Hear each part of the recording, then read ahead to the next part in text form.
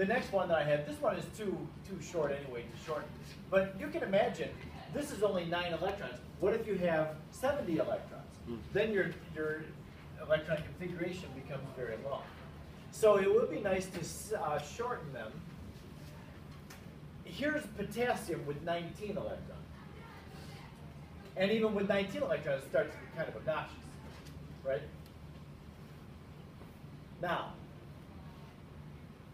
there's something that's unique about from 1s all the way up through 3p.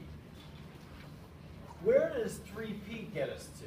If you have 3p full, where do we arrive? Argon. That's an argon, right, a noble gas. As soon as you fill up a p sublevel, that means that you've gotten to the end of a row and you have completed an energy level. Now there may be D's still for that energy level, but D's are not as necessary for stability as the S's and P's are. So when you finish a P, that is what we call the noble gas core. The noble gas core. In this case, this gets us through argon, so that would be the argon core. And instead of writing all these terms, you can just replace it with argon in brackets, which represents, okay, all of them through the third row of the periodic table are contained here. Now, we can do that because these are called the kernel electrons. I don't usually use that term, but the kernel is the inner electrons, and they really don't do anything. They don't get involved in any bonding. They're just there. We have to know about them, and they're going to affect some of the periodic properties that we're going to talk about in the next part of the chapter. But they're not totally necessary for any chemistry, really any chemical bonding. So you could write the potassium electron configuration like this. Argon core 4s1. And that's a very nice way to write it. So you don't just put the last term in there, although the last term does still come last. We still need to account for all the other electrons.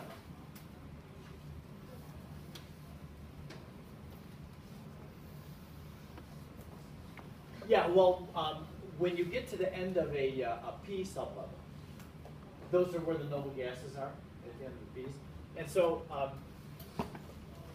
this is just a short way of saying, okay, the first 18 are all in their full energy levels. So what about the next one? Europium. I'm going to have you write this one out, europium. Europium is EU. It's number 63, right here. What is the electron configuration for europium? And you can write it the short way with the noble gas core.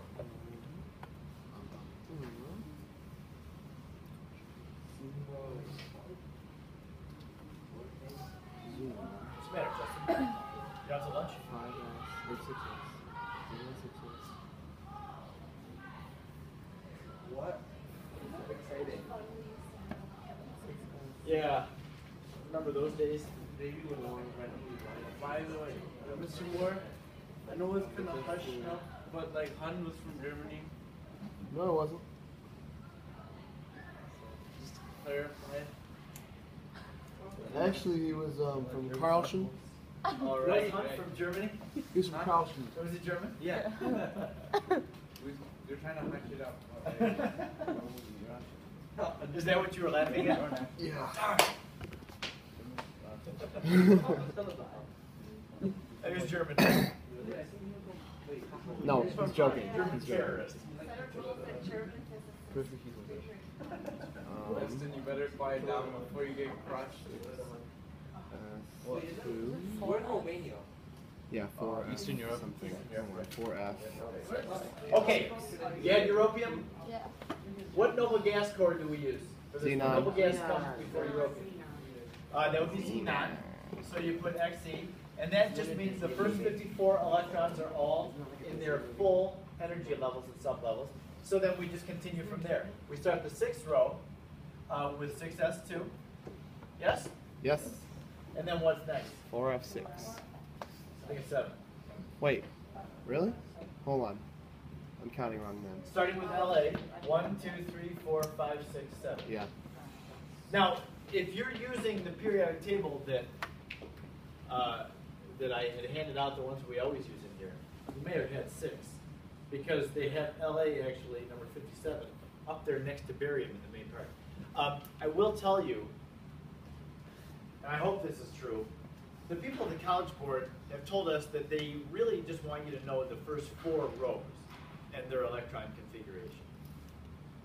To be honest though, I don't trust them. I don't believe them. So that's why, in fact, they've told us that quantum numbers are not going to be on the AP exam. Really? But I don't trust them. So that's why I show them to you. What's that? Anybody? Okay, I trust them. You can trust them if you want to. You're taking a risk. Some of us are risk takers. All right, so I'm just going to put 4F7 there. If you put 4F6, there's not a darn thing wrong with that. It's totally fine. You'll see, when you look at periodic tables, like in this case, this has the electron configurations on it. It gets pretty frustrating because there's a bunch of exceptions. There's a bunch of bouncing around. And sometimes they actually throw D electrons in where you don't think there should be a D. But that's because the rules that we give, like Hund and the Pauli collision principle, Pauli is always true. Some of those do have exceptions. An Aufbau principle, where the electrons always fill from lowest energy up. There's exceptions to that.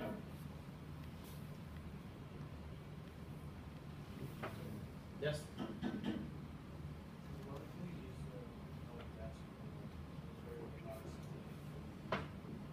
Yeah, you could for oxygen, but it doesn't really save you any writing.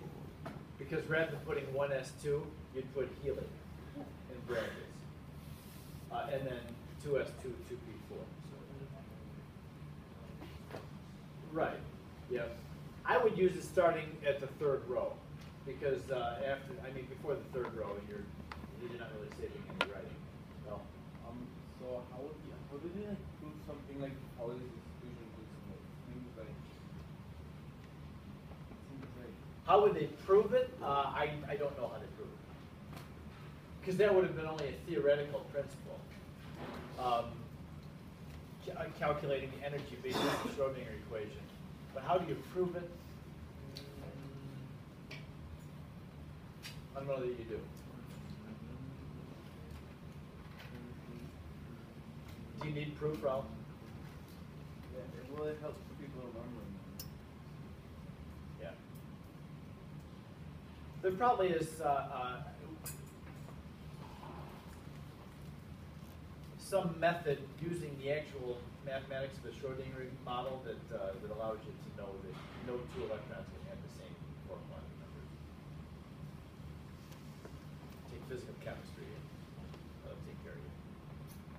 You'll have your proof. Patrick, do you have a question? Yeah. So do you, when you're like say it's just a noble gas, would you just write the noble gas core? Oh yeah, like if you have, if they ask you to give the electron configuration of krypton, you just put Kr in brackets? No, you have to go to the noble gas before that and then finish the row. Okay. Finish the last row. Yep. Okay, now here's a couple others. Give the electron configuration for bromine. Number 35. Got it. How we going to get it?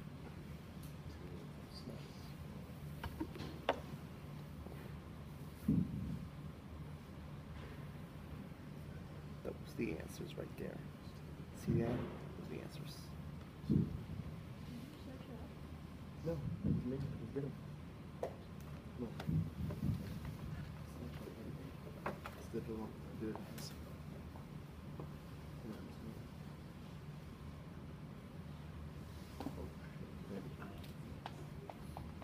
Do you have bromine? Yeah. Okay, what noble gas core? Argon. That takes care of the first 18 electrons out of the 35. And then what's next? 4s2. Okay, go ahead, feel free to just yell it out, and then after 4s2 is what? 3d9. 3d10, that's right. And then after 3d10? 4p5. 4p5. And that accounts for all 35 electrons in bromine. Tells where they are. You okay with that? Okay, one more. Gold? This is where we're really happy to have this noble gas core way of shortening the electron configuration. Xenon. Bigger ones. Xenon core. Xenon core, yeah. 6s2. 4. What? It's like 5. 5F? 5D. 6s2.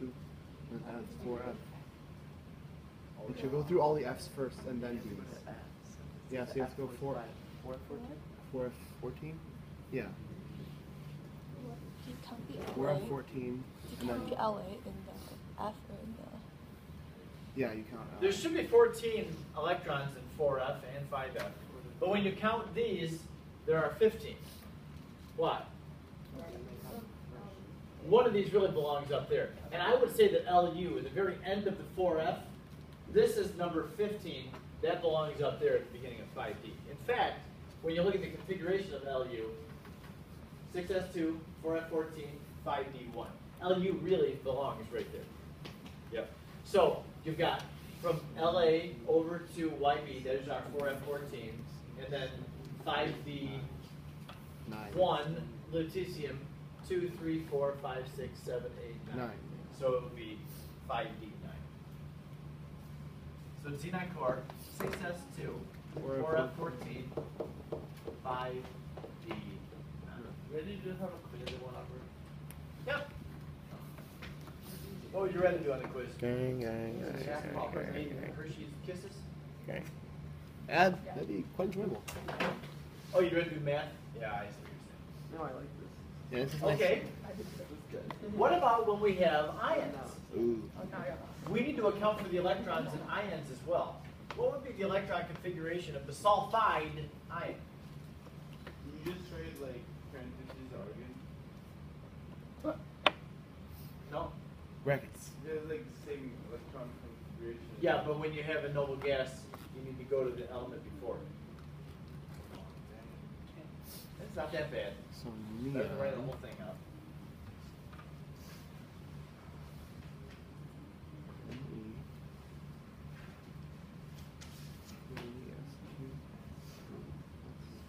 What do you get? Noble gas core? Neon. Neon, there's first 10, 3s2. and then 3s2, And then 3p. 3p6, right. Sulfur, when it was neutral, was 3p4 and that last term. But since it's a -2, that means it has gained 2 electrons and goes 3p6. Okay. One more. Wait, Electron configuration of, Mr. Moore. yes? Say we were given, would you give us that and then expect us to know the sulfide ion? Because that's also the same configuration for argon. Yes.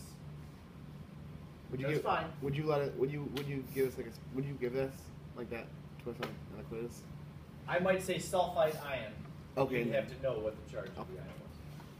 And know that it's the same number of electrons as argon is. Yep. It's called isoelectronic with argon. Now you've got to make a decision in this last example. Iron with a +2. Got to lose 2 electrons. Where does it lose them from? The outside orbital. Oh, you have to look it up. The highest energy, right? The highest energy. So it's losing it from 4s. Yeah. Let me just skip the 4 out. So yeah, argon, and then it wouldn't be 4s. It would just be There's an iron when it's neutral. 3d5. 3d5. Anyway, 1, 2, 3, 4, 6. 6. I have a principle for you to use on this one. 3. This one doesn't have a This is name my associated four. with it. I could call it Moore's principle, and I'm not German. It says this. Or you could call it the Raoul. Okay, yes. Remove the outer S electrons from transition metals first. What about from say a gas?